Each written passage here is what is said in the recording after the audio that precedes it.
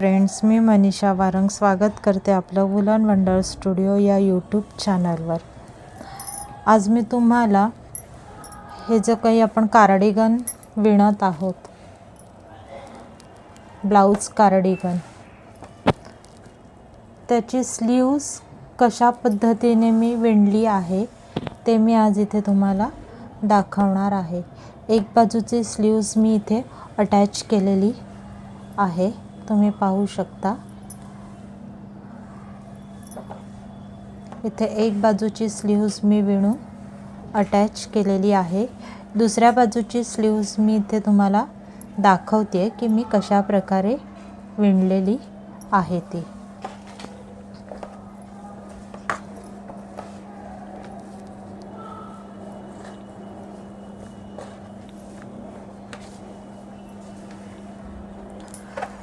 इथे ही स्लीव्स मी घेतली आहे विणून। हे बघा, ही स्लीव्स किंवा ही बाही मी इथे विणली आहे। तर इथे मी नेहमीप्रमाणे जी आपली कार्डिगनला बॉर्डर विणलो आहोत 1.5 इंचाची, तेवढी मी 1.5 इंचाची इथे बॉर्डर विणून घेतलेली आहे। एक उलट एक सुलट टाक्याची 1.5 इंचाची मी इथे बॉर्डर विणलेली आहे। पाहू शकता तुम्ही, इथे ही 1.5 इंचाची मी इथे बॉर्डर विणलेली आहे। आणि ही बकुळीच्या फुलांचा आपल्याला पॅटर्न बनवायचा आहे। तर ह्या बकुळीच्याच फुलांचा पॅटर्न आपण जसं स्वेटर विणलंय फ्रंट साइड आणि बॅक साइड, त्याप्रमाणेच इथे मी ही विण घेतलेली आहे। ह्या बॉर्डरसाठी मी 84 टाके आपल्या सळीवर सुरुवातीला घेतले। सुरुवातीला मी इथून 84 टाके सळीवर घेतले आणि त्याची एक उलट एक सुलट अशी बॉर्डर विणली आहे, ती अगदी 1.5 इंचापर्यंत। आणि नेहमीप्रमाणे आपल्याला जे टाके वाढवायचे असतात ते आपल्याला ह्या बकुळीच्या फुलांच्या पॅटर्नमध्ये सरळ बाजूने विणायचे नाहीत। तर ते आपल्याला बॅक साइड म्हणजे त्याची जी मागची बाजू येते त्या प्रत्येक मागच्या बाजूमध्ये आपल्याला ते टाके वाढवत जायचे आहेत। तर ते मी कसे वाढवले, इथे मी 84 टाक्यांची इथपर्यंत बॉर्डर केली। त्याच्यानंतर जी उलट बाजू मिळाली त्याच्यामध्ये सुरुवातीला 1 टाका आणि शेवटी 1 टाका असे 2 टाके मी तिथे विणले, म्हणजे वाढवले। म्हणजे 84चे माझे किती झाले, 86 टाके मला इथे पॅटर्नला मिळाले। आता त्या 86 टाके आपल्याला ह्या एक उलट बाजूच्या रोमध्ये मिळाले, म्हणजे जी पहिली आपल्याला उलट रो मिळाली त्याच्यामध्ये मी 2 टाके वाढवले। नंतर सरळ बाजूने आपल्याला जसंच्या तसं विणायचं आहे। नंतर पुन्हा जी उलट बाजू आली ती पण मी जशीच्या तशी, म्हणजे जे 86 टाके मला इथे मिळाले ते 86 टाक्यांचं मी आपला पॅटर्न प्रमाणे विणून घेतलं। परत सरळ बाजू मी 86 टाक्यांचीच सरळच्या सरळ विणाली। आता पुन्हा म्हणजे ही मला तिसरी उलट रो मिळाली। बघा, पहिल्या उलट रोमध्ये मी 2 टाके वाढवले, दुसऱ्या उलट रोमध्ये मी काहीही टाके वाढवले नाहीत। आता इथे मला तिसरी उलट रो मिळाली, त्याच्यामध्ये पण मी आता सुरुवातीला 1 टाका आणि शेवटी 1 टाका, म्हणजे 87 आणि 88। आता इथे माझ्या सळीवर 88 टाके मी विणून घेतले, म्हणजे मी तिसऱ्या रोमध्ये पुन्हा 2 टाके वाढवले। असेच आपण सळीवर 100 टाके येईपर्यंत अल्टरनेट उलट रोमध्ये आपल्याला 2-2 टाके वाढवायचे आहेत। पहिल्यात वाढवले, दुसऱ्यात नाही, तिसऱ्यात वाढवले, चौथ्यात नाही, 5व्यात वाढवायचे, 6व्यात नाही, 7व्यामध्ये वाढवायचे। अशा प्रत्येक अल्टरनेट उलट रोमध्ये आपल्याला सुरुवातीला आणि शेवटला 1-1 टाका असे सळीवर 100 टाके येईपर्यंत आपल्याला विणत जायचं आहे। आता 100 टाके येईपर्यंत विणतोय म्हणून आपल्याला हा इतका शेप बघा, हा जो आपल्याला शेप आहे तो अगदी स्लाइडली असा क्रॉस एवढा 100 टाक्यांपर्यंत वाढलेला तो आपल्याला थोडासा थोडासा म्हणजे असा थोडासा क्रॉस किंवा थोडासा असं स्लांटिंग झाल्यासारखं आपल्याला इथे दिसत आहे. आणि हा 100 टाक्यांच्या पुढे एकदमच असा कर्व झाल्यासारखा आपल्याला हा दिसतो. हा बघा, इथून हा असा एकदमच असा कर्व झाल्यासारखा दिसत आहे. तर आता 100 टाक्यानंतर जेव्हा प्रत्येक उलट बाजू येते, त्या प्रत्येक उलट बाजूमध्ये आपल्याला 2-2 टाके वाढवत जायचे आहेत. सुरुवातीला 1 टाका, शेवटी 1 टाका. प्रत्येक येणाऱ्या उलट रोमध्ये आपल्याला 1-1 टाका, म्हणजे सुरुवातीला 1 टाका आणि लास्टला 1 टाका, असे 2 टाके प्रत्येक उलट रोमध्ये आपल्याला वाढवत जायचे आहेत. सरळ बाजूतून आपल्याला एकही टाका वाढवायचा नाही आहे. प्रत्येक येणाऱ्या उलट बाजूमध्ये आपल्याला 1-1 टाका वाढवायचा आहे. पण 100 टाके झाल्यानंतर प्रत्येक मिळणाऱ्या उलट रोमध्ये आपल्याला वाढवायचा आहे. असे आता सळीवर 130 टाके येतात. इथे माझे सळीवर आता हे 130 टाके आलेले आहेत. आणि ह्यांची उंची बघायला गेली तर 10 इंचापर्यंत, हे बघा 10 इंचापर्यंत माझं हे इथे विणून झालेलं आहे. 130 टाके मला इथे 10 इंचापर्यंत मिळालेले आहेत. आता याच्या पुढे आपल्याला मुंढा कटिंग करायचा आहे. मुंढा कटिंग करताना आपल्याला सुरुवातीला 5 4 3 2 1, शेवटी पण 5 4 3 2 1 असे आपल्याला टाके कमी करायचे आहेत. मग त्याच्याने आपल्या बाहीला किंवा आपल्या स्लीव्जला मुंड्याचा म्हणजे एक छान असा शेप मिळतो. तर मुंडा कटिंग आपल्याला नेहमीप्रमाणे करायचा आहे. आता इथे मी उलट बाजू आहे माझी, आणि उलट बाजूतून मी आता 5 टाके कमी करणार आहे.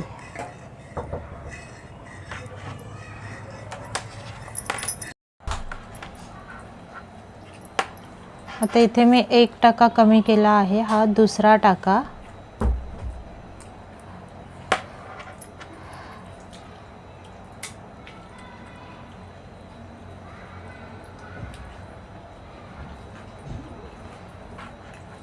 तिसरा टाका,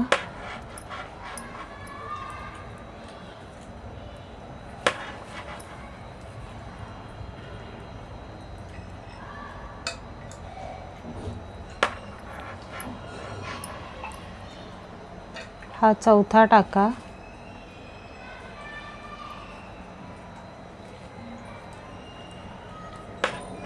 आणि हा इथे मी आता हा 5वा टाका कमी करत आहे. अशा पद्धतीने इथे मी 5 टाके हे कमी करून घेतलेले आहेत. आता जसं आपला पॅटर्न आहे हे बकुळीच्या फुलांचं, त्याप्रमाणे आता इथे आपल्याला विणायचं आहे. आता पॅटर्न प्रमाणे हे असं विणायचे.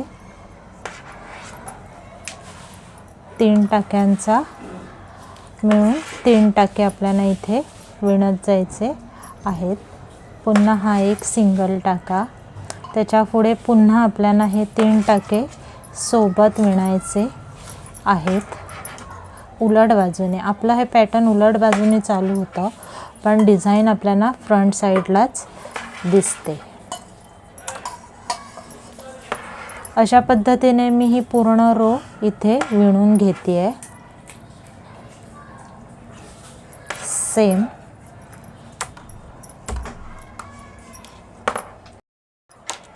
आता ही आपल्याला सरळ बाजू मिळाली आहे. आणि आता पुन्हा आपल्याला सरळ बाजूतून आपल्याला 5 टाके कमी करायचे आहेत.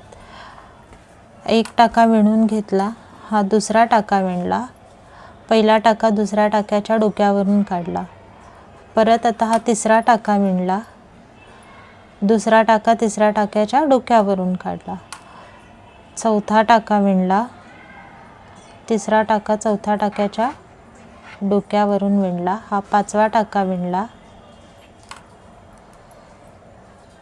चौथा टाका 5व्या टाक्याच्या डोक्यावरून काढला, हा 6वा टाका विणला, आणि 5वा टाका इथे मी कमी केला.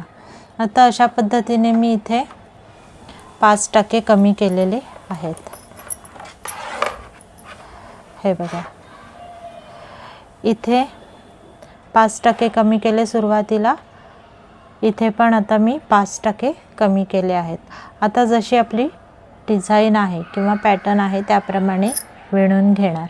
तसंच आता इथे 5% कमी केलेत, नंतर 4% कमी करणार, इथे 4% कमी करणार, मग 3% कमी करणार, इथे 3% कमी करणार, 2 2 1 1 अशा पद्धतीने मी सगळे टाके तुम्हाला कमी करून दाखवत आहे.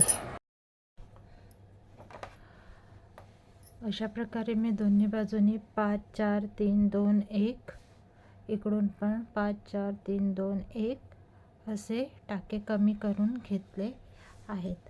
आता माझे 84 टाके होते ना सुरुवातीला, ते अगदी मी 130 टाके विणले. 84चे मी 130 टाक्यांपर्यंत विणत गेले, म्हणजे मी त्याच्यामध्ये 46 टाके वाढवले. इथून इथपर्यंत मी हे 46 टाके वाढवले आणि पुन्हा इथून 15 आणि इथून 15 असे 30 टाके कमी केले. आता पुन्हा माझे इथे सळीवर 100 टाके राहिले आहेत. आता हे 100 टाके मी आता इथे बंद करत घेणार आहे. बंद नेहमीप्रमाणेच जसं दाखवलं आहे त्याप्रमाणेच आपल्याला हे टाके इथे बंद करायचे आहेत.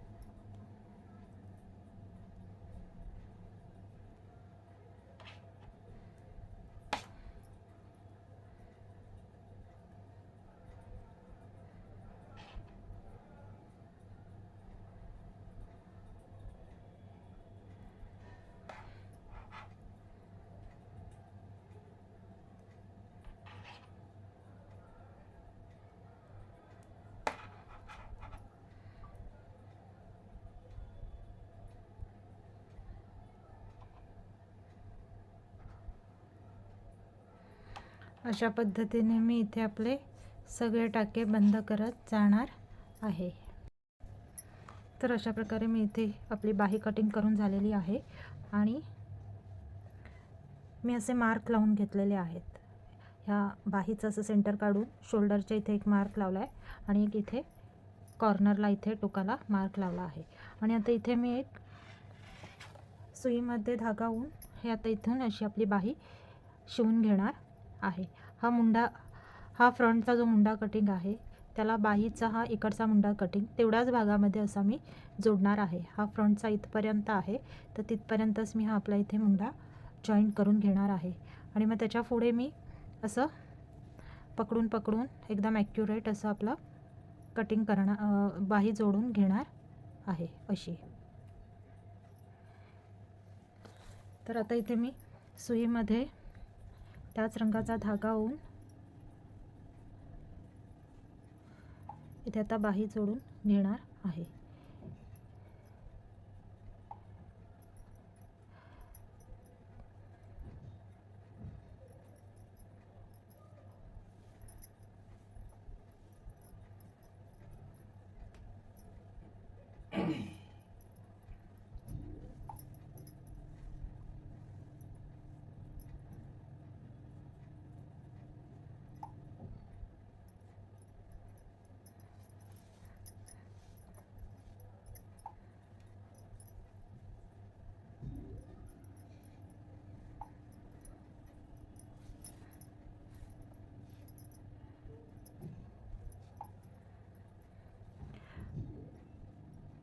ही जी साखळी येते दोन्ही बाजूनी ही साखळी, त्या साखळीच्या बरोबर खालच्या बाजूला आपण सुई टाकून आपलं जॉईंट करून घ्यायचं आहे. ही साखळी आहे, ह्या साखळीच्या बरोबर खालच्या बाजूला असं सुई टाकायची, एक ठराविक अंतरावर टाकायची आणि आपलं जोडून घ्यायचं. असं जरा घट्ट ओढायचं.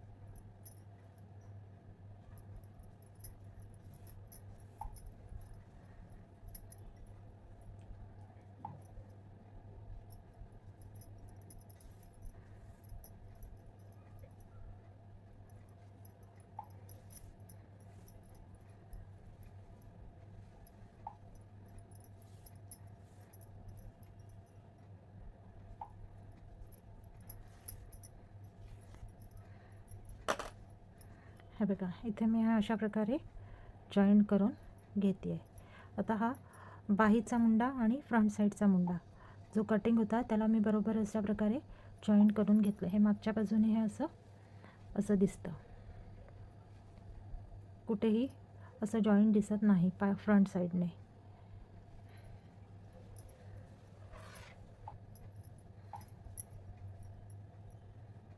आता हा जो गोलवा आहे ते पण असं एकदम परफेक्ट आपली जी बाही होते ना ती बरोबर आपल्या ते सेम दोघांचाही मुंडा तयार होतो.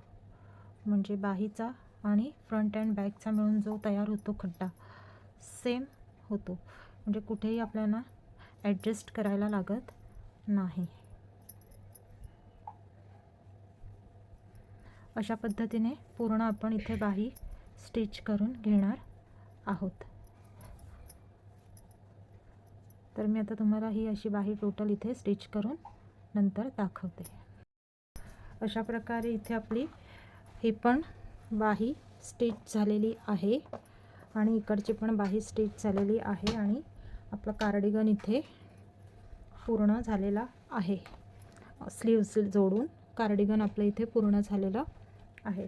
आता हा जो भाग आहे ना ओपन, तो पण आपण जशी आपण बाही स्टिच केली तशा पद्धतीने आपल्याला आता हा भाग पण असं उलट कार्डिगन पूर्ण उलट करायचा आणि इथून असं इथे असं आपण इथे शोल्डर आणि इथे दोन्ही इथे आपण असा मार्क लावून घ्यायचा फ्रंट अँड बॅकला. आणि हे इथून आता असं अशा प्रकारे आपण इथे पूर्ण असं हे शिवून घ्यायचं असं इथपर्यंत. तसंच इकडची बाजू पण आपण तशी शिवून घ्यायची. इथे दोन्ही मुंढ्यामध्ये आपल्याला इथे मार्क लावून घ्यायचा. मार्क यासाठी की आपण जेव्हा शिवतो तेव्हा आपले दोन्ही भाग एकदम एकत्रितपणे असे आले पाहिजेत, नाहीतर ते मागे पुढे होऊ शकतात. कारण की लोकरीचं काम आहे आणि ते असं स्ट्रेचेबल असतं. कुठला पण हात असा पटकन खेचला जाऊ शकतो. कोणती पण एक बाजू अशी एक खेचली गेली तरी पण मग असा इथे असा गॅप मिळतो किंवा एखादी आपल्याला अशी इथे घडी मिळू शकते. म्हणून आपण पहिले मार्क लावून घ्यायचे आणि नंतर शिवत जायचं. असं पूर्ण हे असं पूर्ण इथपर्यंत असं शिवून घ्यायचं. जसं आपण आता मी तुम्हाला बाही कशी शिवायची दाखवली त्याचप्रमाणे ह्या दोन्ही बाजू आपण शिवून घ्यायचे. असेच नवीन नवीन व्हिडिओ पाहण्यासाठी वूलन वंडर स्टुडिओ या यूट्यूब चॅनलला लाईक, शेअर आणि सबस्क्राईब करा. तसेच बेलचं बटन प्रेस करायला विसरू नका, जेणेकरून तुम्हाला पुढील व्हिडिओचं नोटिफिकेशन मिळेल. आणि पुढील व्हिडिओमध्ये आपण तसं पण बटनपट्टी शिकणार आहोत कशी विणायची ते. थँक्यू. धन्यवाद.